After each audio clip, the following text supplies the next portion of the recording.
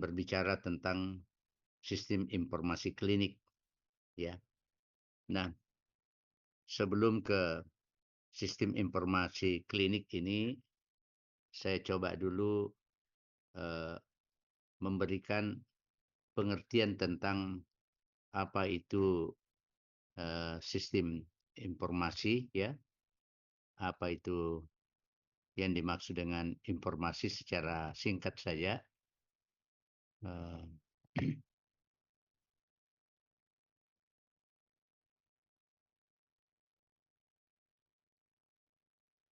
Sebentar saya.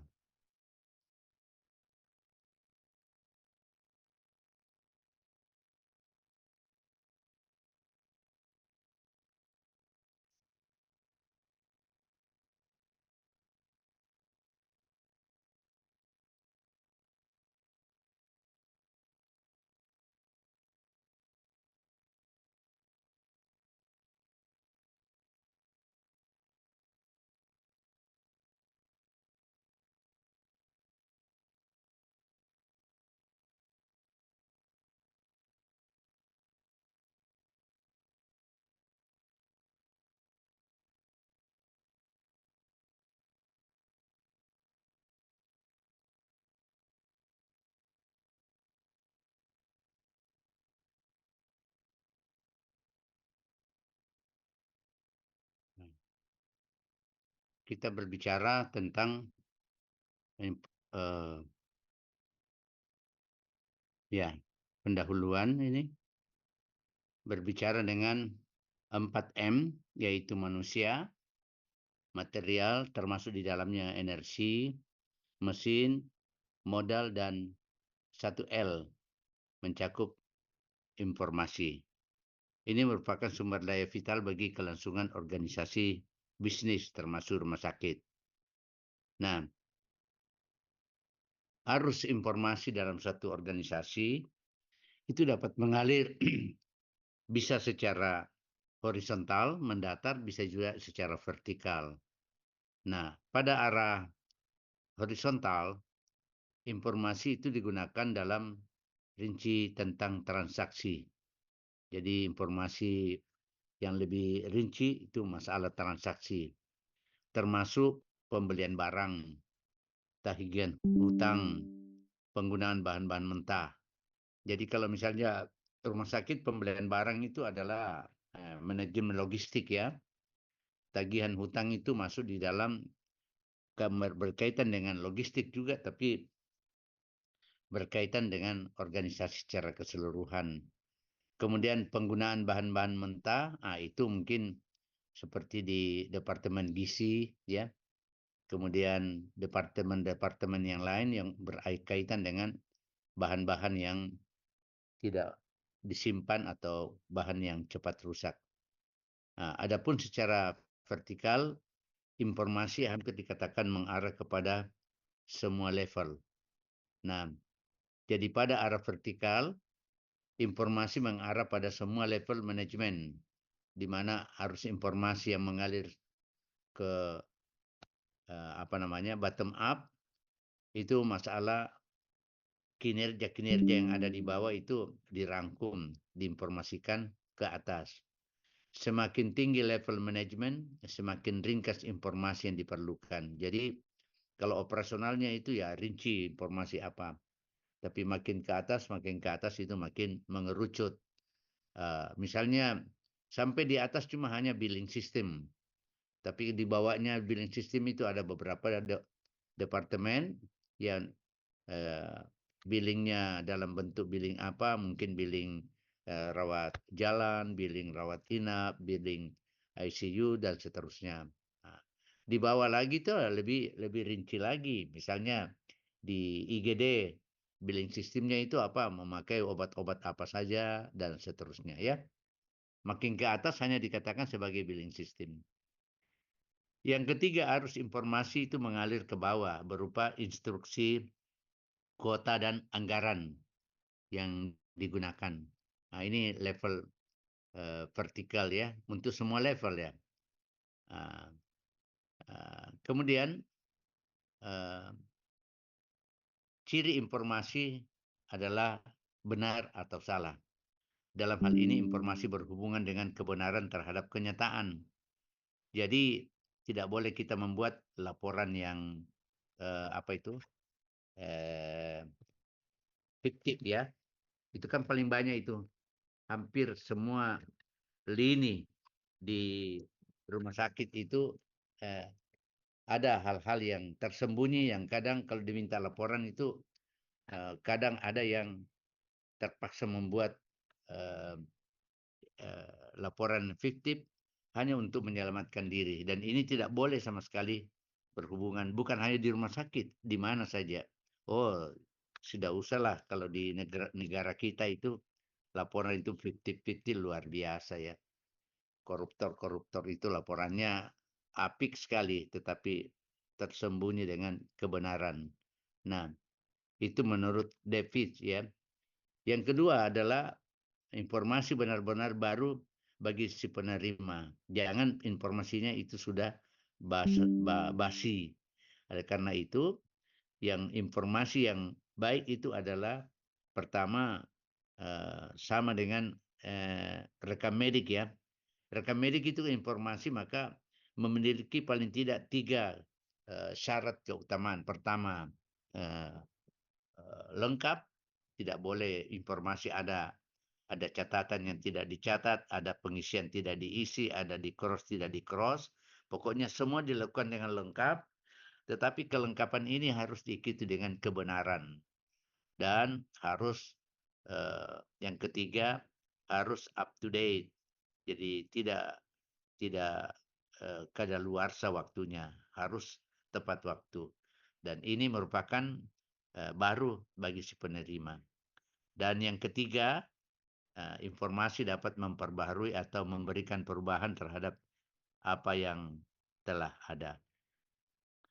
Yang keempat adalah informasi juga bisa korektif, di mana dapat digunakan untuk melakukan koreksi terhadap informasi yang sebelumnya, yang mungkin ini istilahnya dikoreksi ya, dilakukan koreksi terhadap informasi sebelumnya sehingga informasi juga bisa atau tidak dikoreksi tapi dilakukan penegasan, yaitu dapat mempertegas informasi yang telah ada sehingga keyakinan terhadap informasi tersebut itu semakin meningkat. Ini secara umum ya. Nah, vertikal atau hubungan data dengan informasi di mana data itu merupakan belum menunjukkan sesuatu yang bisa dipahami karena harus diproses terlebih dahulu. Ya. Nah, data tersebut dapat berbentuk suara, bunyi-bunyian, sinyal, gambar, dan sebagainya. Coba unmute, siapa yang bisa jawab? Di kota Balikpapan ya terdapat 1,8% penduduk anak, atau bukan 0,8% seluruh populasi anak-anak yang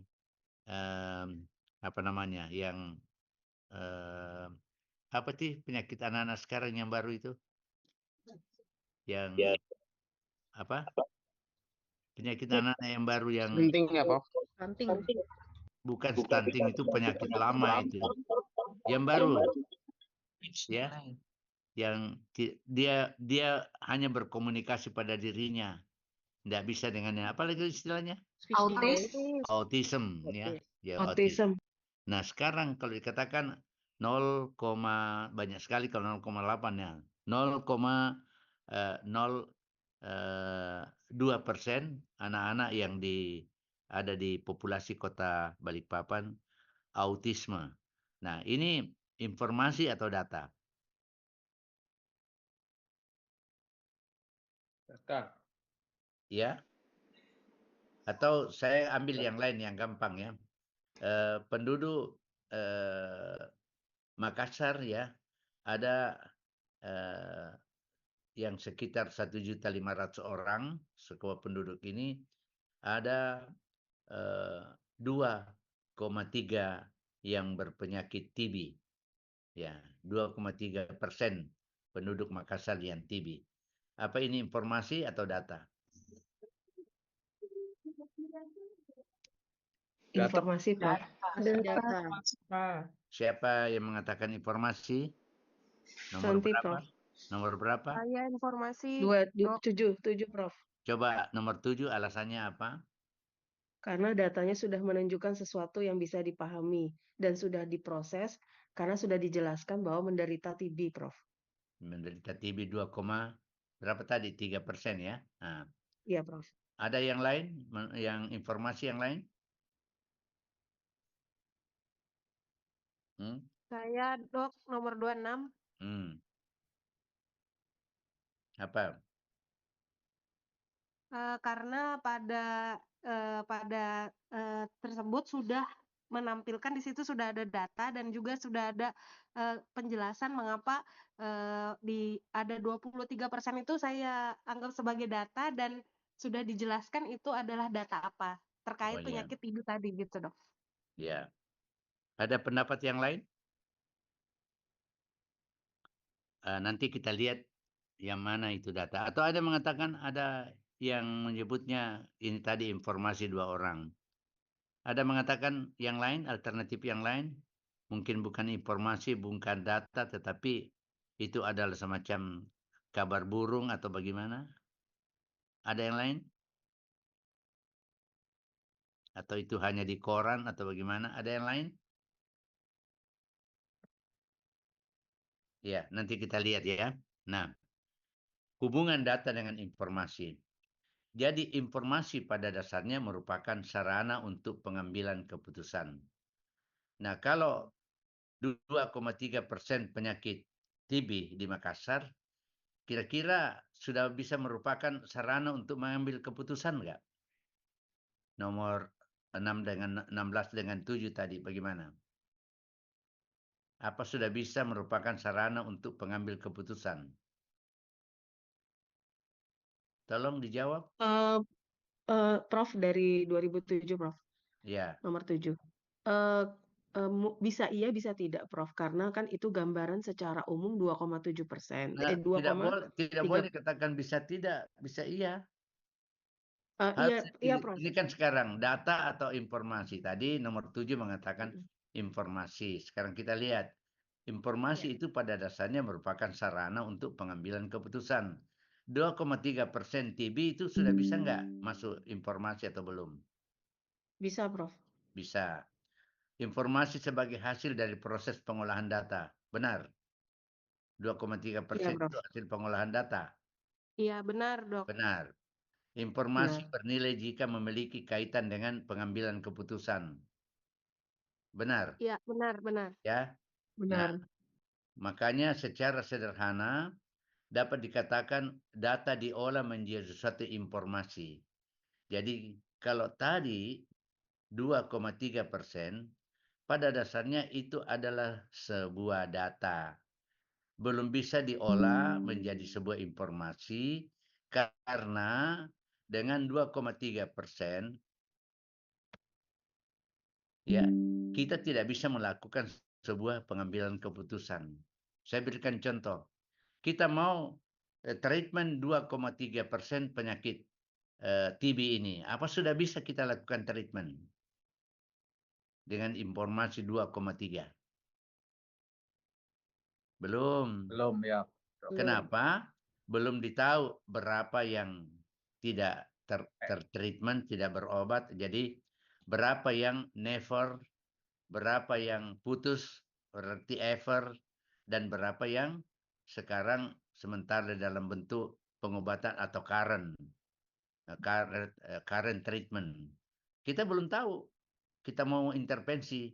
Masa mau diberikan obat semua? Diberikan obat terutama paket-paket bagi yang never, yang belum. Tentu ada pemeriksaan berkomunikasi pada untuk mengetahuinya dia positif atau tidak. Apa lagi istilahnya? Untuk mengetahuinya positif, pemeriksaan yang paling canggih, ya. Apa kira-kira? Siapa yang jawab? Masih nomor 7 atau nomor 16? Atau ada yang lain? Kira-kira apa yang mengetahui? Dua, Dok. TCM. Pemeriksaan TCM, Dok. Ya. Ada lagi yang lain? Itu sudah canggih. Boleh kalau di daerah itu boleh. Bahkan kadang anamnesis saja. Apakah dia itu kalau batuk keluar darah itu sudah anamnesis saja. Tidak usah pemeriksaan. Kalau mau yakin, barulah kita mengambil sputum atau pemeriksaan. Tapi apakah perlu kita ronsen kalau sudah kita ketahui bahwa dia positif? Tidak, Tidak Ayo, perlu, ayo. Dok. Hah? tidak perlu. Tidak perlu. Ada yang jawab perlu? Tidak perlu, Prof. Ada yang jawab yang lain? Justru kalau kita treatment perlu melakukan thorax photo. Kenapa?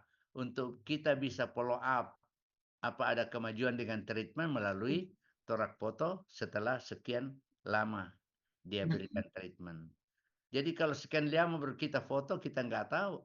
Foto awal bagaimana gambarannya, foto kedua bagaimana gambarannya. Dan tidak perlu lagi mungkin sputum itu ya boleh ya, boleh tidak. Tetapi kalau gambaran itu masih ada ya yakin saja bahwa mungkin melalui ya apa namanya sputum masih bisa positif. Nah, ini yang disebut sebagai data 2,3 diolah menjadi informasi berapa orang yang ever, berapa orang yang never, ya berapa orang yang sementara, berapa laki-laki, berapa perempuan, berapa anak-anak, berapa orang tua. Sama nggak treatmentnya anak-anak dengan orang dewasa? Sama nggak treatmentnya lainnya? Itu akan kita lihat. Tergantung kan ada kaitannya dengan berat badan dan sebagainya. Iya kan? Jadi 2,3 apa itu informasinya? Kita tahu dulu WOT-nya. Apa itu WOT ya? Jadi mempertemukan kebutuhan pengolahan dan transaksi. Contoh tadi 2,3 kita coba olah, maka kita pertemukan berapa yang harus di treatment dengan basic treatment, berapa yang harus dilanjutkan, berapa yang putus dan bagaimana tergantung penata laksananya seperti itu. Yang mendukung operasi misalnya ini adalah semacam masihkah program nasional yang ini untuk treatment TB di apa namanya di kabupaten kota masih enggak? Masih ya? Masih, Dok. Masih ya? Anda dari dokter puskesmas dan sebagainya itu masih melaksanakannya. Bahkan kita kan memberikan hadiah apa reward kepada mereka yang bisa mendapatkan apa namanya penderita baru kan? Autism. Bagaimana caranya kita bisa mendapatkan penderita baru? Ayo dijawab. Ya. Ada kader, Dok, yang turun ke lapangan. Ya, kader, betul. Ya, tapi bagaimana caranya dia bisa tahu? Dengan anamnesis biasanya dari keluarga ataupun dari pasiennya sendiri. Ya, pakai bahasa kedokteran dong. Pakai bahasa manajemen. Kita lakukan apa? Screening. Pertama, kita lakukan surveillance dengan aktivitasnya antara lain screening. Ya. Screening itu yang bisa membedakan antara siapa yang positif dan siapa yang negatif. Yang positif di screening lagi dalam bentuk mungkin tadi anamnese, mungkin pemeriksaan yang lain, sehingga dari anamnese kita bisa tahu dia never, dia ever, dia putus, dan dari situ kita bisa ketahuinya. Jadi ada namanya surveillance dengan melihat secara keseluruhan dan kita lakukan ini berdasarkan apa yang kita lakukan? Berdasarkan sampel atau berdasarkan yang lain?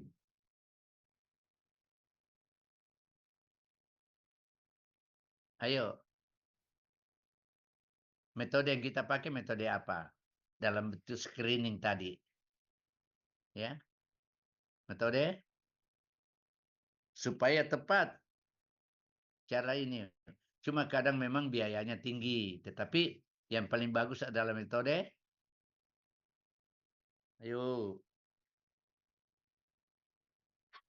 Biasa kalau ada pemilihan umum dilakukan itu, tidak berdasarkan sampel, tetapi ada namanya ekonomi, titik-titik ekonomi, biasanya 3 atau 5 tahunan. Apa itu? Sensus. Sensus. Ya, sensus. Kalau kita lakukan sensus, cuma memang biayanya tinggi, ya. Padahal sebenarnya yang paling bagus itu kalau kita melakukan semacam pengisian dulu, pengisian dari semua yang ini kita berikan form Google Form kita berikan kepada mereka, mereka isi. Di situ kan ada gejala-gejala yang mungkin ya. Nah, yang dari sini baru kita ambil, kita lakukan screening ya. Jangan yang sudah tidak ada keluhan ya, tidak sehat, kita screening itu kan biayanya banyak. Walaupun memang sensus bukan untuk treatment, bukan untuk ini, tetapi untuk mengetahui ada tidaknya di dalam masyarakat. Yang ketiga, bersifat manajerial dalam kegiatan strategi suatu organisasi. Iya, jelas. Dari atas ke bawah. Kemudian menyediakan pihak luar untuk laporan. Nah, ini kita pakai kader, kita pakai LSM, dan seterusnya. Nah, siapa ya informasi yang lengkap memiliki beberapa sistem. Ada yang hardware, bagian ini merupakan bagian perangkat keras dalam SIM, Sistem Informasi Manajemen, dan ada software, bagian yang merupakan bagian perangkat dalam sistem informasi, ya, software dan hardware. Anda juga nanti dalam membuat laporan, apakah laporan residensi, apakah laporan Anda punya pekerjaan seperti yang saya berikan. Laporannya sudah masuk ya hari Jumat kemarin. Laporannya itu mengatakan bahwa ada sekian ya. Sudah masuk sekian, tapi ada pertanyaan nomor sekian yang belum ada, ya lewati saja, tidak apa-apa ya. Saya bisa mengerti. Itu yang kemarin dia dilapor dalam bentuk software karena dikirim melalui IT ya. Sekarang yang hardware, kalau misalnya nanti Anda membuat laporan residensi, ya satu kelompok atau satu rumah sakit cukup dengan satu hardware. Softwarenya bisa kita bagi-bagi kepada pembimbing atau dosen yang ikut di dalam presentasi. Hardwarenya cukup satu saja dalam bentuk laporan. Karena kalau hardware itu dibagi-bagi dalam presentasi, ya memakan biaya dan sulit untuk kita. Tapi kalau dengan software gampang kita naik turun ya, muka belakang dan sebagainya, sehingga lebih memudahkan di dalam seminar atau presentasi. Tapi kalau sudah deal, sudah benar, barulah dibuat informasi dalam bentuk hardware ya. Nah, kemudian yang ketiga adalah data. Data merupakan komponen dasar dari informasi yang akan diproses lebih lanjut ya. Jadi komponen dasar ini ya dari informasi. Jadi tadi informasi adalah data yang sudah diolah. Sekarang informasi sudah ada, ya dikembalikan lagi kepada komponen yang tadi, hardware, software, dan data yang akan diproses lebih lanjut. Ya. Yang mana nanti menghasilkan informasi bahwa sekian orang yang mau di treatment, sekian orang yang sudah melakukan pengobatan tapi terputus, dan seterusnya. Kalau sudah itu, maka kita lakukan what informan. Informan ya. Ya, boleh manusianya. Yang kedua, apakah sebuah informasi informan hanya informan sumbernya? Ada yang lain enggak? Ada kan? Dalam bentuk data-data yang lain. Jadi bukan hanya manusianya, tetapi hardware-nya, software-nya, ya sarananya, dan sebagainya ada dalam bentuk sumbernya apa. Misalnya sumber datanya menurut ini adalah terjadinya banjir. Nah, dalam bentuk terjadinya banjir bukan manusianya yang kita lihat, tetapi berapa tingginya kebanjiran tersebut. Jadi sumber datanya adalah manusia, dan sumber data yang menunjukkan apa yang dikatakan manusia kita lihat setinggi berapa. Kadang ada datanya kuali, dia bilang setinggi lutut. Nah, lututnya siapa? Lututnya orang dewasa. Orang dewasa yang mana?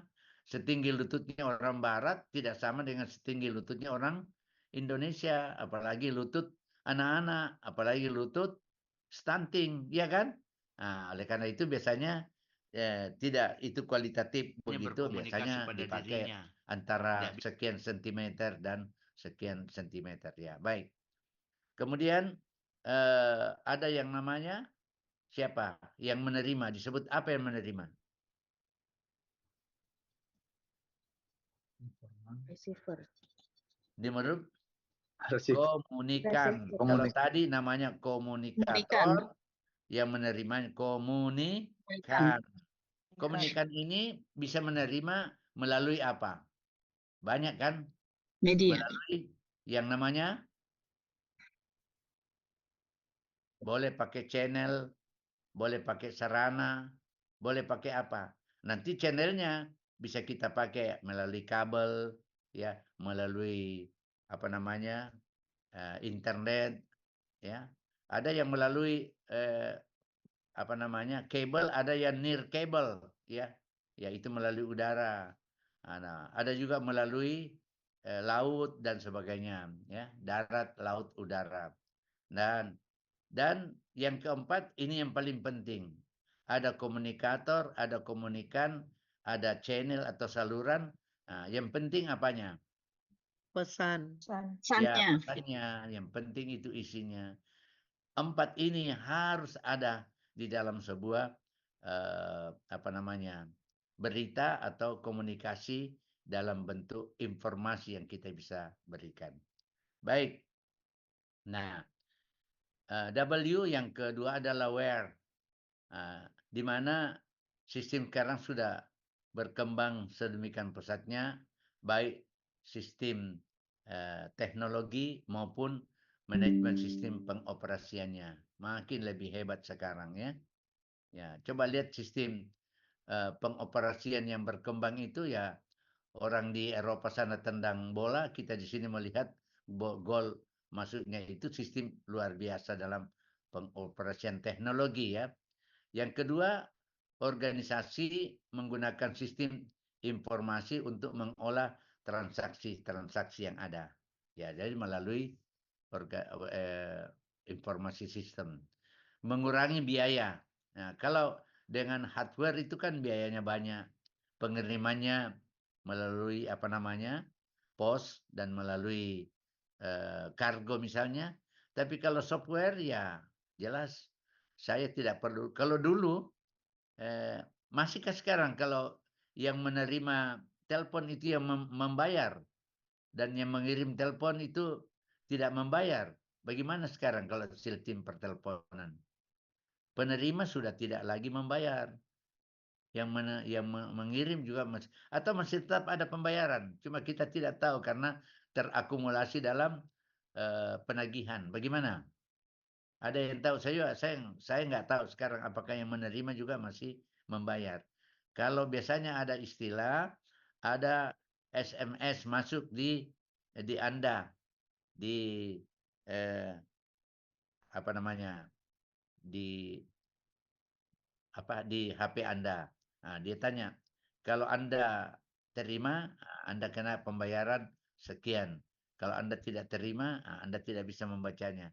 Itu yang biasa ada. Tapi saya nggak tahu sekarang apa itu masih muncul atau tidak. Ada pengalaman? Kemudian menghasilkan salah satu pendapatan sebagai salah satu produk atau pelayanan dari organisasi. Baik, where, di mana? Bank menggunakan sistem informasi untuk mengelola cek-cek nasabah yang ada. Nah, itu di bank. Kalau kita di rumah sakit, apa itu? Mengelola apa? RME. Ya, rekam medik elektronik itu lebih banyak. Adapun kalau informasi-informasi yang lainnya tergantung dari departemennya, tergantung dari bagian-bagian baik di manajemen, ya, maupun di operasional atau baik di struktural maupun di fungsional, ya, itu ada. Kemudian dari sana kita membuat berbagai laporan rekening koran dan transaksi yang terjadi itu di bank. Kalau di rumah sakit ada rekening koran enggak di rumah sakit? Yang ada transaksi adalah dan itu termaktub di dalam rekam medik. Nah, nanti dari sana ditarik untuk billingnya. Nanti dari sana ditarik untuk nanti saya akan perlihatkan apa saja yang tertulis, mudah-mudahan cukup waktu, di dalam rekam medik elektronik selama dalam rawat inap dan setelah pemulangan apa isi daripada RMA itu. Yang ketiga, perusahaan menggunakan sistem informasi untuk mempertahankan kesediaan tingkat yang paling itu di bank.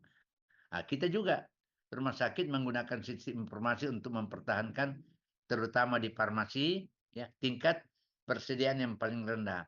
Syaratnya di farmasi obat itu tidak boleh kurang dari berapa persen.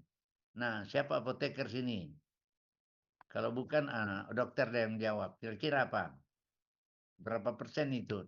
Seharusnya rumah sakit tetap memiliki obat-obat yang dipakai. Nanti kita lihat dari sistemnya. Apakah sistem A, sistem B, atau pakai C, ABC namanya. Ya, nanti kita lihat. Mudah-mudahan ada waktu. Ya. Kemudian konsisten dengan jenis barang yang tersedia. Ada yang namanya stock out dan ada yang namanya apa? Lawannya stock out. Ya. Oh, masa stock in? Tidak ada itu stock in. Stock out itu apa? Apa yang disebut stock out?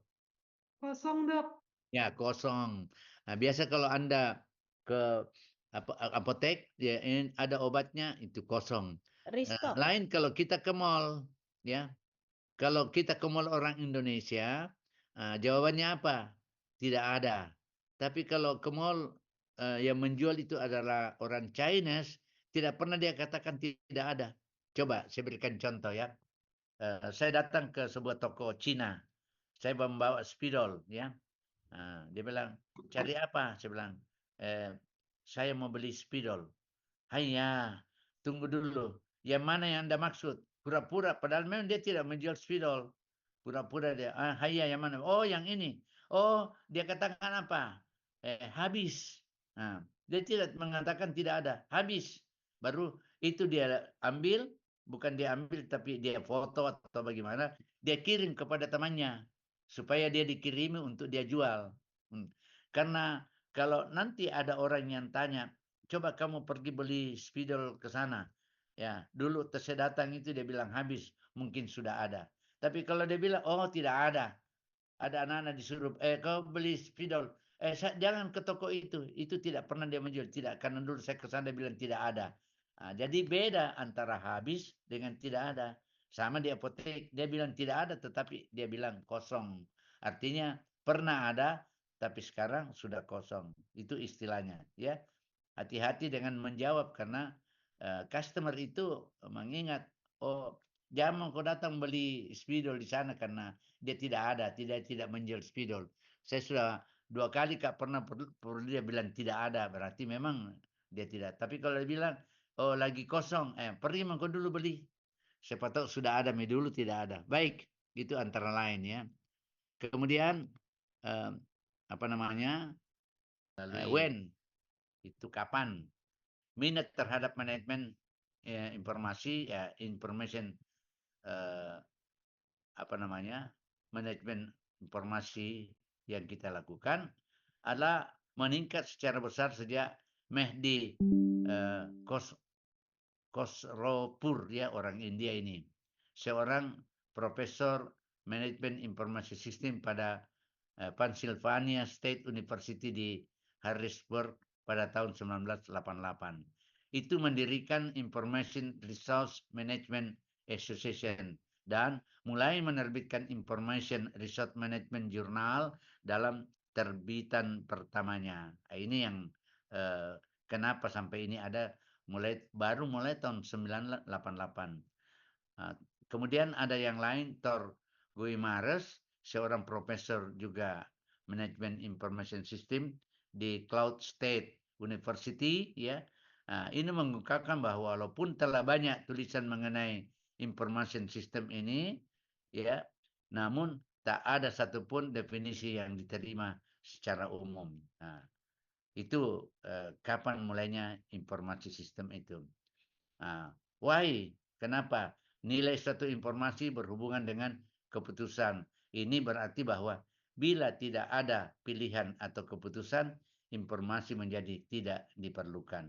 Sehingga keputusan dapat berkisar dari keputusan strategi jangka panjang, ada parameternya, ada ukurannya, dan ditentukan dari dua hal pokok, yaitu manfaat, use and cost. Jadi ada dua, use and cost, manfaatnya dan biaya. Jangan bermanfaat ya biayanya tinggi atau biayanya rendah tapi tidak bermanfaat. Harus dua-duanya. Boleh dikatakan minimize cost tetapi high user, ya. Baik. Suatu informasi dikatakan bernilai bila manfaatnya lebih efektif dibandingkan dengan biayanya. Itu tadi, ya. Kemudian how? Bagaimana? Ada intelligence, mencari kondisi lingkungan yang menimbulkan adanya kebutuhan untuk ini. Ada namanya desain, ada 4 ini. Mengembangkan dan menemukan solusi. Ada namanya choice, pilihan, di mana pilihan alternatif terbaik terhadap masalah yang ada. Dan ada namanya persuasi, yaitu bagaimana mempengaruhi orang lain yang terlibat dalam implementasi keputusan tadi sehingga mereka menerima dan mengikuti solusi yang telah dipilih. Masih ada ya.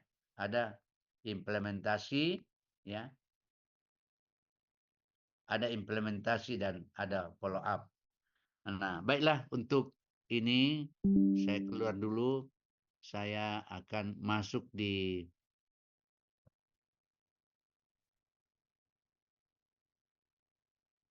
kebutuhan informasi. Nah, ini ya. Kebutuhan informasi klinik secara garis besarnya dikelompokkan menjadi 3. Kebutuhan operasional, kebutuhan perencanaan, dan kebutuhan dokumentasi. Nah, ini kita lihat sumber-sumber data dalam pasien, dalam rekan medik ya.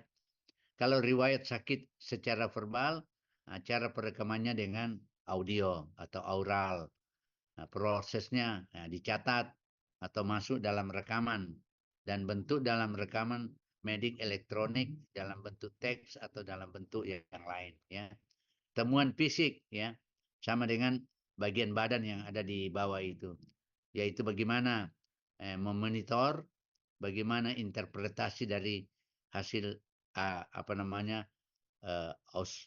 auskultasi, hasil daripada perkusi, hasil daripada pemeriksaan pakai hammer refleks misalnya, itu dicatat semuanya ya. Bagaimana dengan cairan badannya, urinenya kalau dia rawat inap, urinenya per jam itu berapa, kemudian pemeriksaan laboratorium hasilnya bagaimana. Ya, ini catatannya dalam bentuk sinyal elektronik ya, sinyal elektronik atau mungkin yang lain ya. Dan nilai bisa dalam bentuk nilai numerik, bisa dalam bentuk kategorial ya. Kemudian rekam medik yang lalu kartu dalam bentuk microfiche dulu ini, tapi sekarang sudah masuk dalam Google Form ya. Bisa di-copy atau mungkin ditayangkan dalam bentuk IT text, kode diagnostik dan abstrak.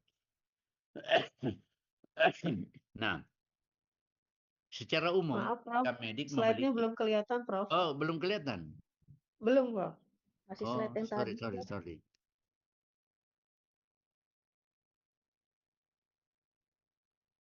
Kenapa baru ditegur? Sudah jauh saya jalan.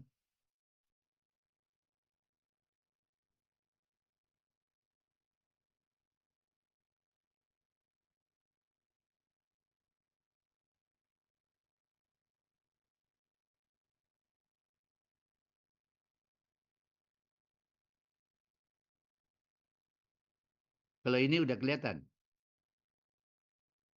Halo? Ya, sudah, Prof. Sudah, Nah, Prof. jadi kebutuhan ada 3 ya garis besar atau 3 macam kelompok daripada informasi klinik. ada informasi untuk operasional, ada informasi untuk perencanaan, dan ada informasi untuk dokumen. Semua Anda ini sudah lakukan ya. Jadi informasi untuk operasionalnya bagaimana, perencanaannya bagaimana, dan dokumentasinya bagaimana. Nanti untuk perencanaan, nanti kan kita dapatkan kuliah yang namanya DSS untuk pengambilan keputusan dibantu oleh Decision Support System ya. Rekam medik tadi sudah banyak bicara dengan ini, tapi Anda tidak lihat mulai dari riwayat sakit secara verbal, itu audio atau oral, kemudian catatan secara verbal ya, berarti oral ya. Secara verbal juga kita bisa catat, mendengar dan sebagainya ya, sampai kepada rekam medik yang lalu. Kemudian secara umum memiliki bagian peran penting dalam rumah sakit, menjadi sarana komunikasi antar dokter dan petugas kesehatan, bahkan dengan pasien ya. Kemudian mendasari perencanaan pelayanan pasien ya, berdasarkan apa yang tertulis, ada instruksi dokter, kemudian perawat melihat apa yang diinstruksikan dokter, mereka itu melakukan yang namanya asuhan keperawatan. Minimal ada 5 langkah. Ada yang bisa sebutkan langkah-langkah apa ASKEP itu? Yang pertama apa? Subjektif itu Dok? Ya? Subjektif, objektif, assessment. Bukan. Ya. Secara subjektif mereka sudah membuat tim. Nah, yang pertama dilakukan dalam ASKEP, dalam tim apa? Yang pertama dilakukan. Karena dia sudah mendapatkan instruksi dokter, dia sudah punya diagnosa, dia sudah punya ini. Misalnya diagnosa dokter adalah dia ini adalah low kalori. Instruksi dokter TKTP. Apa itu TKTP? Tinggi kalori, tinggi protein. Ya, high kalori, high protein. Makanya mereka membuat asuhan keperawatan berdasarkan instruksi dokter. Nah, untuk melakukannya ini ada 5 langkah dalam melakukannya. Yang pertama apa? Pengkajian. Ya, dikaji tadi apa yang diinstruksikan dokter, dikaji, hasil anamnesis dikaji, semua namanya dikaji. Yang kedua? Diagnosis. Ya, apa diagnosisnya yang tadi? Apa diagnosis? Intake Bukan prof. diagnosis dokter ya. Diagnosis seorang tim asuhan keperawatan. Diagnosisnya apa? Ya. Diagnosisnya apa? Gangguan keseimbangan Untuk diagnosis. Bukan. Diagnosis dalam pelaksanaan keperawatan. Diagnosisnya misalnya TKTP ini didiagnosekan, masuklah di situ berapa dia punya pemberian ini. Kemudian sesudah itu dia tahu, diberikan TKTP ini. Maka muncullah langkah yang ketiga apa? Perencanaan. Ya, perencanaan. Direncanakan berapa kali per hari, berapa miligram atau gram ini untuk ininya. Kemudian dikirim ke gizi, apa saja yang dibutuhkan, bikin semacam bubur tim misalnya dan sebagainya. Iya kan? Itu namanya perencanaan. Yang keempat? Implementasi. Ya, sudah pelaksanaan. Dan yang kelima adalah Evaluasi. Ini merupakan dasar dari pelayanan pasien rawat inap.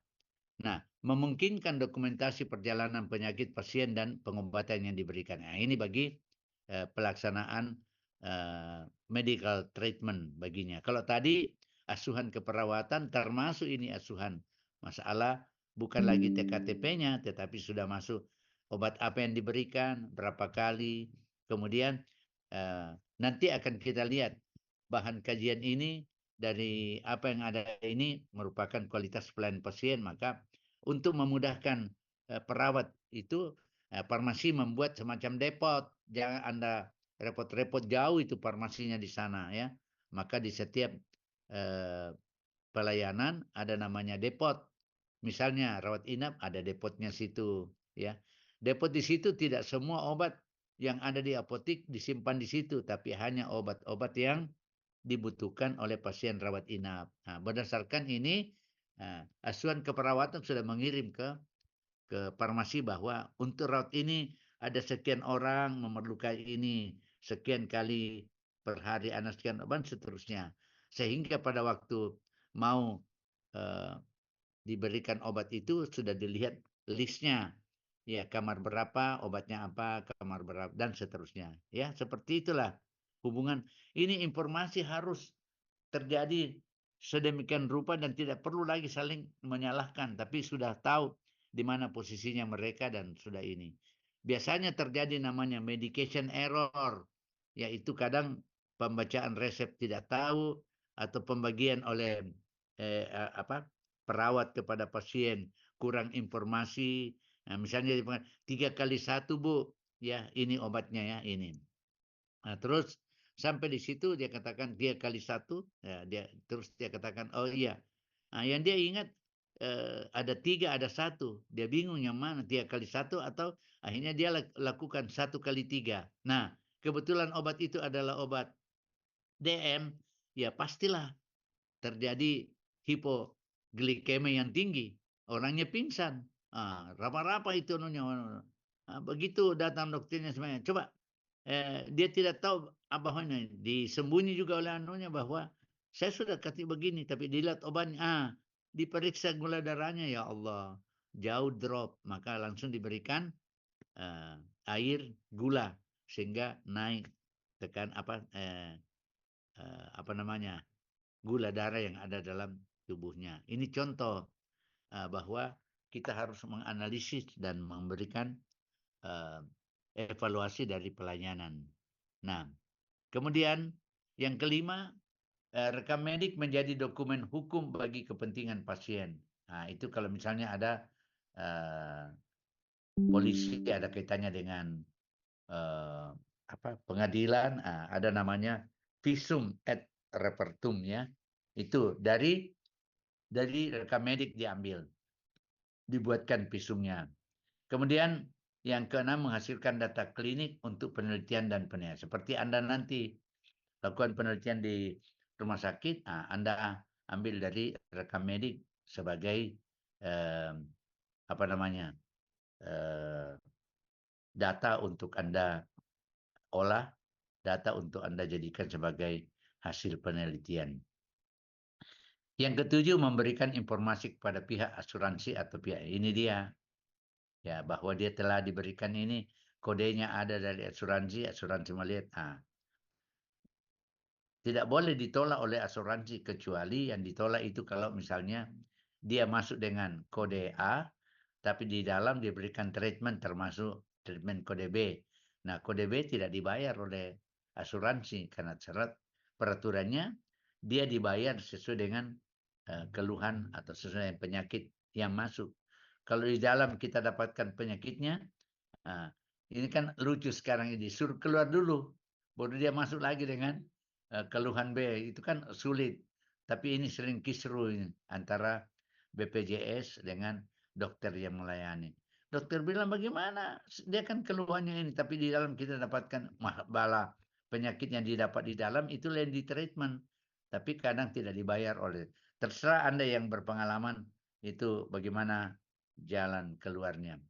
Nah, ini contoh tadi rekam medik yang dicatat pada rawat inap dan rekam medik yang dicatat pada proses pemulangan.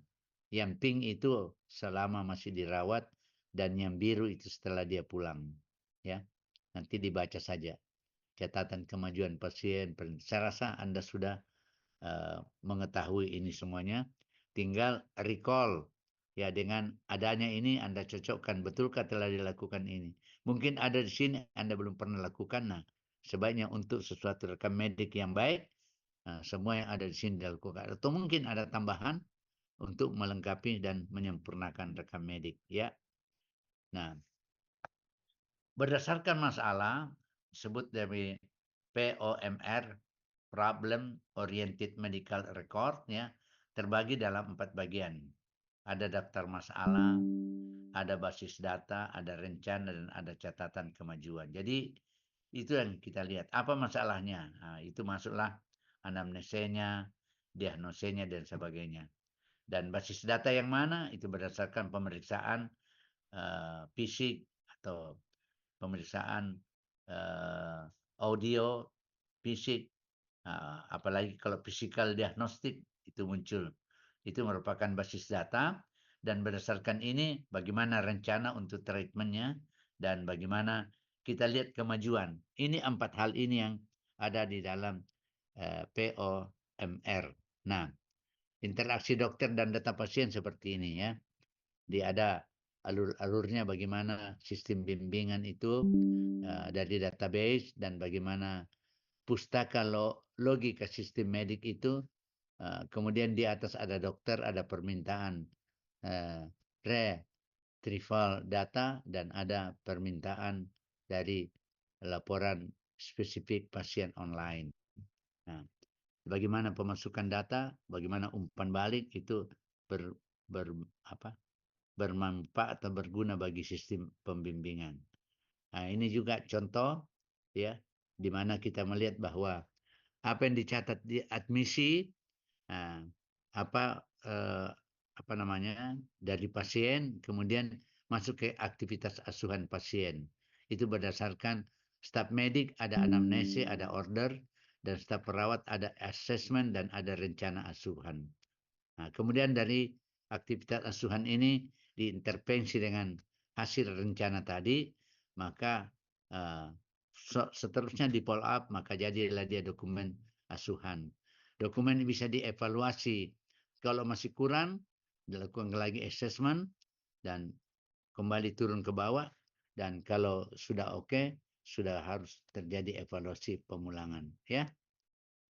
Baik. Berbagai bagian laboratorium dengan fungsi yang berlainan. Nah, jadi laboratorium harus memiliki yang namanya kimia klinik, hematologi, mikrobiologi, sitologi, ya, imunologi, patologi bedah, dan bank darah, itu antaranya. Dan masih banyak lagi ya. Nah, silakan. Dalam proses pemrosesan informasi di laboratoriumnya, pasien datang dengan penerimaan spesimen dari pasien, kemudian dibuatkan lembar kerja. Kalau dokter, percetakan pelaporan dan bagaimana perhitungan hasil dibawa ke dokter. Penerimaan lembar kerja dan prosedur pemeriksaan itu di lab ya, ada. Jadi ada alur eferen, ada alur aferen, ada alur eferen, ada daur eksternal, dan ada daur internal. Proses penggunaan obat oleh pasien, jenis kegiatannya diagnostik, penanggung jawabnya dokter. Ya, identifikasi riwayat pemakaian obat, dokter dan apoteker. Perespon ya, peresepan itu oleh dokter, tidak ada yang lain, hanya dokter. Seleksi produk, apoteker. Tapi kadang peresepan itu dibuat oleh perawat atas perintah dokter. Kom yang tulis resepnya.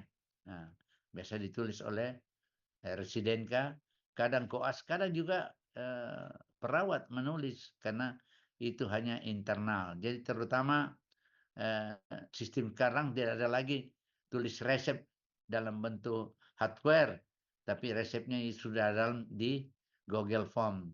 Begitu Google Form ini pasiennya mau ambil obat, dia hanya membawa nomor pendaftaran dia 00 berapa, 001, 03 dan sebagainya. Dia datang ke apotek. Di apotek di situ sudah ada antriannya secara visual, dan Anda enter nomor Anda. Begitu Anda enter nomor Anda, muncul Anda antrian nomor sekian. Masuklah kita di dalam. Kalau antrian kita 43, di dalam sudah nomor antrian yang dipanggil nomor 22, berarti kita masih ada 19 ya. Anda boleh duduk dengan baca koran karena masih lama itu. Dan biasanya dipanggil oleh penjaga di farmasi, dipanggil nomor urut sesuai dengan apa yang tertera di nomor urut depan. Tidak boleh kita langsung bahwa ini nomor urut saya, diladeni. Dia diladeni berdasarkan input di depan. Jadi tidak ada lagi istilah karena dia itu anaknya bos, tolong di ini. Kecuali apapun namanya, Indonesia itu negara yang penuh dengan kebijaksanaan. Nah, ada yang datang, dia langsung masuk ke dalam, dia bilang ini resep anaknya bos. Nah, sudah bikin. Dan dia keluar telah membawa obat. Dia sudah daftar di jalan. Kecuali ya. Tapi kalau kita datang dengan membawa maaf silahkan duduk ya. Nah, tapi kadang saya dapatkan pelayanan prioritas. Begitu saya datang, saya nomor urut apa, saya duduk, saya dipanggil oleh dok, mana kita punya ini. Dia langsung masuk. Kemudian saya tidak, karena orang tidak tahu nomor urut saya. Orang nggak tahu, karena hanya kita yang tahu di luar. Tapi nanti dipanggil baru kita berdiri. Ya, kecuali kalau kita katakan, saya nomor urut ini, semua yang di dalam tahu. Tapi kita nomor urut 42, di papan baru 25, terus keluar dari dalam, Bapak nomor urut 42 ini. Tentu yang lain merasa, wah kami ini nomor urut 33 kok belum, 42 sudah ada. Jadi sistem itu harus dalam bentuk sistem yang ya boleh dibijaki, tetapi ada hal-hal untuk pembijakan. Nah, seleksi produk oleh apoteker, pendistribusian obat oleh apoteker, counseling dokter dan apoteker, dan seterusnya ya. Nah, oleh karena itu salah satu sistem informasi data adalah sistem billing ya, di akuntansi. Nah, ini cukup berbelit ya. Kita lakukan dalam bentuk general ledger ya. General ledger ini akan membuat beberapa ya panggilan dia dapatkan, penggajian, pelayanan penjualan ya, manajemen manajemen payable, pelayanan pelayanan dan penjualan juga, semua informasi ini sampai sama dia dengan kita lihat ya urutan-urutan dan saling menginformasikan satu dengan yang lain melalui tanda panah putih ya. Nah, contoh model sistem pemberian nomor akuntansi ya. Misalnya obat Activa. Nah, nomor 100 adalah semacam Activa untuk checking account. Nah, kemudian 200 account receivable. Ya, receivable. Kemudian 250 inventory, 300 bangunan dan perabatan. Ya, perabotan. 301 adalah peralatan dan seterusnya. Begitu juga pada Pasipa ada kepala 4. Pada medical modal sendiri ada kepala 5. Pada pendapatan ada kepala 6 dan pada pengeluaran ada kepala 4. Semua ini adalah merupakan contoh model sistem pemberian kode ya, nomor pada akuntansi. Ini baru kode akuntansinya, belum lagi bagaimana. Nah, ini contoh akuntansinya dalam bentuk account receivable. Bagaimana kaitannya dengan akuntansi pelanggan, jurnal penjualan, komisi penjualan, ya, memo, tagihan, jurnal penerimaan, rekonsiliasi pelaporan, semuanya itu berkaitan dengan account receivable. Kemudian 4 jenis transaksi yaitu penjualan, pembayaran, penyesuaian dan informasi. Ya, kemudian 5 jenis transaksi yang ditangani dalam sistem account payable berbasis komputer. Pertama, pemasukan tagihan dan penjualan atau pemasok. Nah, ini harus ada ini ya, dalam bentuk makro dan dalam bentuk jelimat. Ada otorisasi pembayaran tagihan. Nah, ini dia.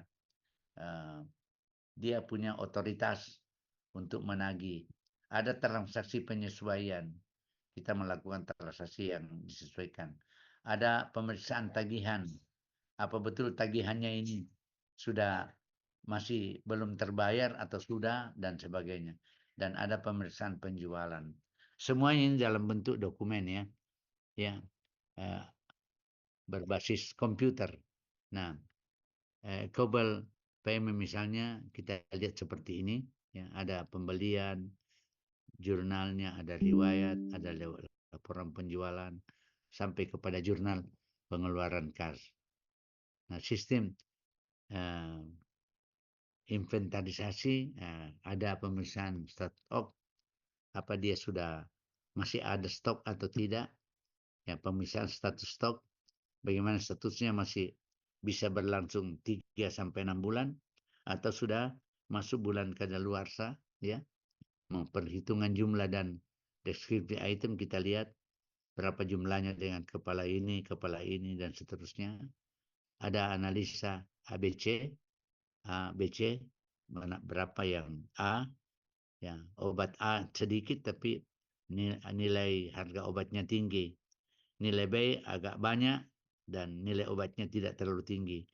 Nilai C banyak sekali dan nilai penjualannya atau pembeliannya sangat rendah. Yaitu sistem ABC. Ada lagi transaksi yang terkait dengan sistem inventory, meliputi penaikan barang, penerimaan barang, pemeriksaan barang, dan pengelolaan informasi barang. Ini yang kuning ini adalah tingkatannya, ya. Aktiva tetap dan depresiasi kita kaitkan dengan tadi pemeriksaan status stok, bagaimana penghapusan, bagaimana depresiasi, bagaimana pengeluaran, daftar aktiva, dan seterusnya. Ya, ini adalah pemesanan dan penerimaan, ada kaitannya dengan pemeriksaan status permintaan, diproses pembeliannya, penerimanya bagaimana, melalui di bawah pemesanan, laporan, analisis, dan laporan jadwal penerimaan. Ada semua kaitannya. Kalau payroll, mulai dari rincian data karyawan, pemeriksaan stok masih ada kode pajaknya, laporan master, ya, register payroll, dan sampai kepada waktu dan perhitungan penghapusan. Itu semuanya ada. Kita akan kuliahkan semua ini. Kemudian ada penutupan periode dan ada pemasukan transaksi.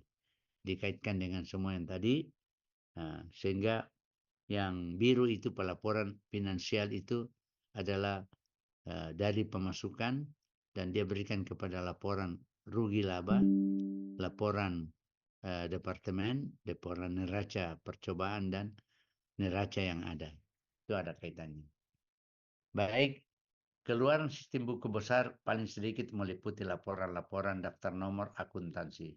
Seperti tadi, register transaksi, pelaporan, neraca percobaan, laporan rugi laba, finansial komparatif, ya. Nah, yang dimaksud finansial komparatif kalau misalnya kita mengorder, ya, atau ada yang murah, jangan pakai 3M, murah meriah tapi menceret, ya. Pakailah dia seperti yang masuk dalam kategori formularium. Obatnya banyak dipakai, ya. Misalnya itu metampiron, ya, banyak dipakai. Harganya murah, ya jelas murah, dan efeknya cukup tinggi. Nah, jangan waktu saya jadi dokter puskesmas tahun 80-an, ya, 82, 83, ada barangkali yang belum lahir, ya, sini. 82, 83 itu semua penyakit hanya satu obatnya. Sakit kepala, antalagin. Sakit gigi, antalagin. Ya, keseleo, antalagin. Sakit perut, semua antalagin. Kalau dulu satu obat 40 macam penyakit bisa diobati. Tapi sekarang satu penyakit 40 macam obat yang harus dikonsumsi. Ya, seperti saya waktu COVID dulu, wah, luar biasa. Satu ahli datang, dia kasih obat. Ahli interna, dia obat. Ahli macam-macam, semua dia kasih obat. Dan harus dimakan sesuai dengan perolehan waktu obatnya. Lebih banyak 3 kali 1. Wah, untung saya tidak keracunan obat, ya. Nah, sedangkan kalau manajemen bahan di rumah sakit, kita lihat adalah bahannya adalah obat-obatan, bahannya adalah bahan kimia, bahannya adalah gas, dan peralatan kesehatan meliputi kateter, jarum, spoid, ya, suku cadang alat dan sebagainya. Ini bahan-bahan medik. Ya. Bahan non medik itu makanan di gizi ya, memerlukan pendinginan. Ada bahan makanan kering, ada makanan basah, ya. Ada perlu udara terbuka, ada perlu udara tertutup. Ya. Yang kedua bahan teknik untuk bangunan. Ya.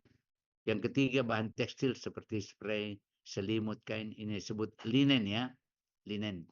Kemudian bahan rumah tangga untuk memasak, alat makan, alat pembersih dan sebagainya. Tujuan umum manajemen bahan adalah memperoleh peralatan bahan yang sesuai dengan tujuan penggunaan. Jangan mentang-mentang kita itu misalnya di departemen ya, kita dapatkan bahan itu dari kantor pusat. Nah, biasanya datang itu bahannya itu dia bawa sapu lidi, bilang kenapa sapu lidinya begini, dia bilang itu sesuai dengan permintaannya. Permintaannya siapa ya? Saya kan hanya pemasok katanya, tapi permintaan dari perencanaan.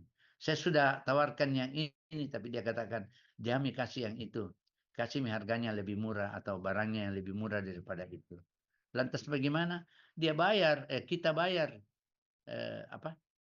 dia bayar sesuai dengan dia katakan dia bayar sesuai dengan harga yang murah, tetapi dia punya istilahnya itu fakturnya itu di situ dicantumkan lebih mahal. Jadi mungkin sapu lidinya harga 25.000, tapi sapu lidi yang bagus harga 35 sampai 50 ya. Dia cantumkan di situ bukan 25, tapi yang dikirim ke bagian 25. Saya tanya kenapa begitu, bilang dia sudah ambil memang baru kita disuruh yang sepertinya disuruh tanda tangani faktur yang dia sodorkan. Allahu Akbar ya karimnya. Bagaimana itu terjadi? Itu di mana-mana itu. Dan sekarang sudah tidak ada lagi di bawah meja. Bukan lagi di atas meja, tapi sudah dalam bentuk melalui teleponnya. Sudah nyata sekali sekarang. Kemudian mendapatkan harga yang paling murah tanpa mengorbankan spesifikasi. Itu formularium. Inventory sekecil mungkin tanpa mengganggu kelancaran. Artinya catatlah. Menjamin bahan dan menyediakan bahan dalam bentuk kondisi yang memang 3T ya. Tepat jumlah, tepat sasaran, dan tepat waktu. 3T ini harus dalam manajemen bahan. Ya. Kemudian proses manajemen bahan kita bisa lihat yang begini. Ya. Nanti dibaca saja. Kalau saya terangkan ini panjang lagi. Sekarang sudah sampai jam berapa kita ya? Jam 2.40 ya. Kita mulai tadi jam 1. Jam 2.40 lagi 25 menit ya. Iya. Nanti Anda akan baca, nanti saya bagikan tentang ini, bagaimana substansi pembelian. Bagian pembelian bertanggung jawab untuk memberikan informasi, ya, membantu semua penggunaan untuk memperoleh suplai bahan dan menjamin perolehan bahan. Kelima, memperoleh bahan, merancang prosedur dan menjamin bahwa semua pembelian dilakukan dengan tertib, jujur, dan penggunaan uang sesuai dengan kebijakan dan anggaran organisasi. Ini nomor 7 ini paling rawan ya. Kenapa? Karena kalau uang itu bahasa Arabnya apa? Ada yang tahu? Uang bahasa Arabnya apa? Ya. Bukan real. Kalau real itu lembarannya. Ya? Fulus. Ya, apa? Fulus. Oh, bukan. Dalam bentuk apa? Dari dulu sampai sekarang. Itu dalam bentuk kepingan emas. Disebut apa? Dinar, Dok. Ya, dinar. Dinar itu bukan rumah makan ya, rumah makan dinar. Dinar itu terdiri dari 2 suku kata, din dan nar. Kalau penggunaan uangnya bagus itu menjadi din. Din itu apa? Din itu apa? Agama. Agama itu adalah kelurusan, kebijakan yang ini kejujuran. Dan nar itu apa? Neraka. Jadi kalau dinar dipakai dengan baik akan menjadi din. Tapi kalau dinar sudah dipakai dalam bentuk yang lain-lain itu menjadi nar, ya. Sebenarnya yang kita miliki itu din atau nar. Ya, tergantung Anda, terserah Anda, ya. Baik. Tanggung jawab bagian penerimaan barang adalah memverifikasi. Apa yang perlu diverifikasi? Sesuai enggak yang kita order? Sesuai enggak yang kita bayar? Sesuai enggak yang barangnya datang? Kita harus verifikasi. Nah, ada beberapa catatan harus dikembalikan, dan atau catatan oke juga dikembalikan bahwa sudah semua sesuai dengan apa yang telah diorderkan. Nah, otorisasi. Kita punya otoritas untuk menolak, otoritas untuk mengembalikan, ya, apabila ada yang tidak sesuai dengan pengorderan, sesuai dengan apa. Tapi kadang ada memang yang sulit itu kalau lain yang order, ya, lain yang order, lain yang melakukan penginputan, lain lagi yang menerima. Memang seharusnya seperti itu. Jangan dia yang merencanakan, dia yang order, dia juga menerima. Nah, bisa terjadi pelanggaran di situ. Makanya dilakukan verifikasi. Nah, kalau sudah diverifikasi dengan baik, tidak ada lagi yang perlu kita klaim, maka kita simpan dalam penyimpanan. Penyimpanan inilah yang biasanya makan biaya banyak. Whole house ini, ya, bisa dalam bentuk maintenance. Nah, misalnya pemeliharaan karena harus memakai alat pendingin, maka dia memakai kulkas, memakai listrik, atau persediaan karena dia ini merupakan sesuatu yang mahal, tidak boleh sembarang disimpan, harus disimpan di tempat yang tertentu, yang mana yang tahu di situ ya maksimal, jangan minimal, maksimal dokter dan apoteker. Kalau perlu perawat jangan tahu, ya. Nanti dokter yang ambil sendiri. Misalnya apa? Misalnya morfin, patidin, ya, betidin, dan masih banyak lagi obat-obat yang merupakan obat narkotika, obat yang ada mengandung opium dan sebagainya, sehingga tidak bisa disimpan dalam penyimpanan yang umum. Barulah kita melakukan pengendalian. Pengendaliannya nanti biasanya disebut first in, first out misalnya, ya. Pertama masuk, pertama keluar. Ada juga first in tapi last out. Ada last in tetapi first out. Tergantung mana obatnya. Nanti akan lihat apa saja obat-obat yang ada di situ. Subsistem penerimaan barang, ya. Kalau sudah pemeriksaan barang, ya jadi pemasok ada tagihan keterangan dan barang, nota pembelian ada pada pemeriksa barang, pemasok dia membawa notanya maka diperiksa. Kalau sudah oke dibawa ke bagian pembayaran, dan kalau ada sesuatu yang ini dibawa kepada nota penerimaan. Ya, sudah selesai, ya, sudah dibayar, sudah barangnya ada, dilakukan 4 hal tadi, maka nota penerimaan sudah dikembalikan atau dikirim. Bagian pembelian bertanggung jawab. Ini pembelian. Kalau tadi bagian yang mengorder, memberikan informasi mengenai produk yang dapat diperoleh. Ini tidak pada waktu diorder, tetapi sebelum diorder, informasi ini sudah ada go and return. Informasi ke sana, Pak, saya butuh ini. Harganya berapa? Dari sana bilang, oh stoknya yang tinggal hanya ini. Harganya sekian. Berapa yang Bapak mau? Saya mau kalau ada stok yang lebih lagi daripada ini. Channel dikatakan akan diusahakan. Syarat-syaratnya ini. Itu informasi kedua belah pihak. Membantu semua pengguna untuk memperoleh suplai bahan, ya, dan peralatan diperlukan. Ini jelas. Jangan ada yang diberi, ada yang tidak.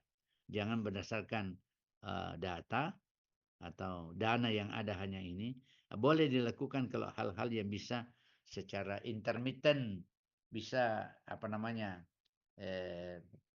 bisa dilangkahi, tetapi diberikan dulu kebutuhan apa yang mendesak itu diberikan. Yang lain bisa nyusul sesuai dengan kebutuhan yang ada. Kemudian menjamin perolehan bahan dalam jumlah yang dibutuhkan. Nah, ini lagi 3T tadi.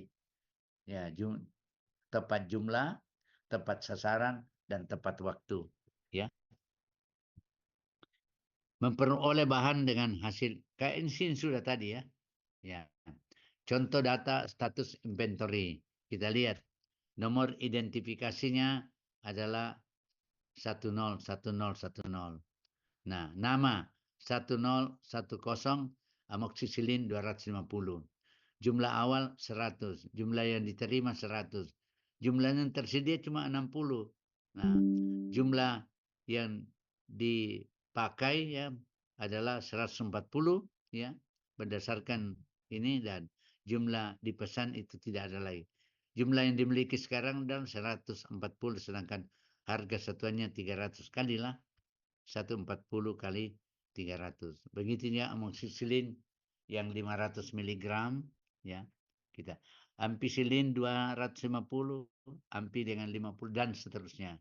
Ini contoh data status inventory obat atau kaplet. Apa bedanya tablet dengan kaplet? Ayo. Ya. Apa bedanya tablet dengan kaplet? Belum kapsul. Nah, belum suntikan ampul. Ya, flakon. Ya. Itu semua harus dijelaskan di dalam pembelian.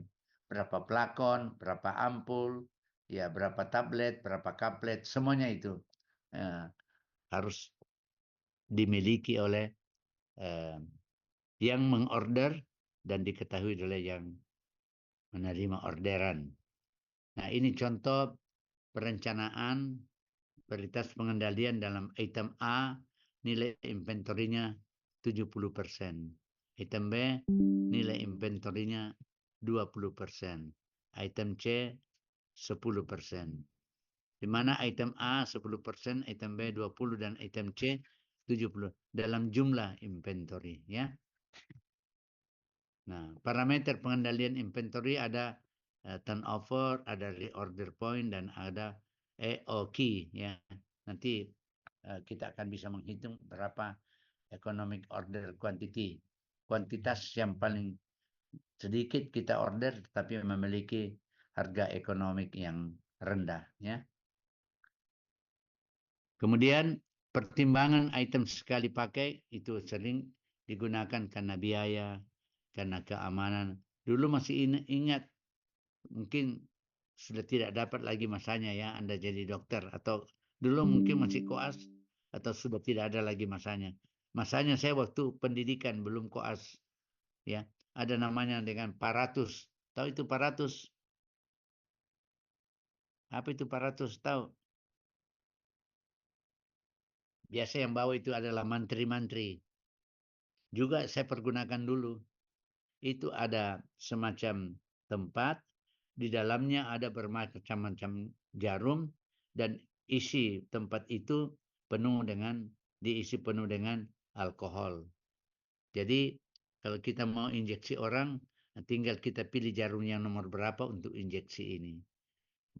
Ya. Tapi sekarang sudah tidak pakai paratus lagi, kita sudah pakai disposable. Satu kali suntik dibuang alatnya. Ya. So, apalah satu kali pakai. Untuk apa kita sering item-item yang itu, bagaimana keamanaannya, kemudahannya, kemajuannya. Ini misalnya Spoit ini sudah aman, sudah dikemas dalam kemasan yang sudah steril ya. Mudah digunakan karena mudah membukanya. Kemudian permintaan juga walaupun banyak tapi tidak terlalu mahal, dan itu merupakan kemajuan teknologi. Tanggung jawab hukum sudah ada. Sekarang kan banyak model dan banyak perusahaan yang membuat Spoit macam-macamnya. Proses pengendalian diperlukan dalam tahap manajemen dalam bentuk diperoleh dengan harga yang disepakati. Jangan harga yang dipaksakan, ya. Atau jangan mau mengorder dengan utang yang banyak. Boleh utang tapi diperkirakan akan dikembalikan dalam waktu yang singkat setelah kita mendapatkan perolehan dari bahan yang kita beli. Kemudian selalu harus kita jadikan mutu standar, ya. Jangan tidak standardize, ya. Kemudian diterima dalam jumlah yang sesuai dengan yang diminta. Ya, 3T lagi tadi, ya, tepat jumlah, tepat waktu, dan tepat sasaran. Tidak rusak atau mengalami penurunan kualitas, aman dari pencurian, dan siap untuk digunakan. Nah, ini syarat untuk tahap manajemen bahan. Nah, bagaimana perencanaan logistik farmasi? Ya, kita memakai perencanaan ABC, FEN, dan morbiditas atau epidemiologi. ABC adalah mengelompokkan item obat berdasarkan kebutuhan dananya. Misalnya 70%, 20%, 10%. Dan pengelompokan obat berdasarkan vital, FEN, ya, vital, esensial, dan non-esensial. Dan berdasarkan morbiditas atau epidemiologi adalah perhitungan kebutuhan obat atau perbekalan farmasi berdasarkan pola penyakit yang lalu atau standar jumlah dan tren kasus yang muncul. Ya, kita lihat kalau kasusnya itu trennya tidak banyak ini, ya minimal persediaan obat untuk tahun depan sekian. Tapi kadang orang nggak membeli satu kali untuk 1 tahun, tapi kadang mereka bagi dalam triwulan kah, ya, ataukah dia bagi di caturwulan kah, triwulan kah, atau kita bagi dalam semesteran atau tahunan, ya. Kelebihan versus kekurangan. Kalau ABC, kelebihannya mengidentifikasi biaya yang lebih akurat, ya, memprioritaskan aktivitas logistik yang paling penting, dan peningkatan efisiensi operasi. Kalau kekurangannya, biaya implementasinya yang tinggi, kompleksitas analisisnya tinggi, dan memerlukan data yang akurat. Itu ABC. Kenapa? Karena A-nya itu tinggi, B-nya itu sedang, C-nya itu yang paling rendah. Tapi C itu yang paling banyak kita beli, ya. FEN kelebihannya fokus pada kebutuhan pasien, meningkatkan efisiensi, dan meningkatkan ketersediaan obat. Kekurangannya tidak fleksibel kalau FEN, ya. Kemudian tergantung pada pandangan subjektif perencana. Kadang, ya, bukan objektifnya, tapi kadang pengalaman dari seorang perencana, dia lakukan FEN seperti ini, dan tidak mengatasi masalah ketersediaan, ya. Ya, bisa kalau stock out dengan stagnan itu tidak mengatasi sesuai dengan FEN. Lain dengan ini, morbiditas, efisiensi pengadaan logistik, ya, lebih perencanaan yang lebih baik, pemantauan dan pengawasan lebih baik, dan informasi yang akurat, dan ini dia. Sedangkan kekurangannya, integrasi sistem dapat memerlukan biaya, kompleksitas dan keterbatasan data, dan ketergantungan pada teknologi. Ini kadang kita bingung, obat-obat sebelumnya adalah ada, tetapi karena tidak bisa diunduh, tidak bisa diakses, nah ini juga kadang kekurangan morbiditas. Nah, ini adalah semacam saran, ya, brief saran. Ketiga metode perencanaan logistik itu ABC, FEN, dan epidemiologi memiliki tujuan yang sama, untuk meningkatkan efisiensi. Jika rumah sakit mengutamakan efisiensi biaya dan pengolahan sumber daya yang baik, maka sistem ABC dapat menjadi pilihan yang tepat. Namun, jika rumah sakit mengutamakan pengiriman barang, jasa yang tepat, waktu, dan penting, maka metode FEN lebih cocok. Dan jika rumah sakit berada dalam situasi melibatkan risiko penyebaran penyakit, ketersediaan sumber daya yang terbatas, maka perencanaan logistik dengan metode epidemiologi dapat menjadi pilihan. Itu barangkali, dan persis waktunya jam 2:40. Jangan dulu dimatikan, saya kirimkan ini bahannya ya.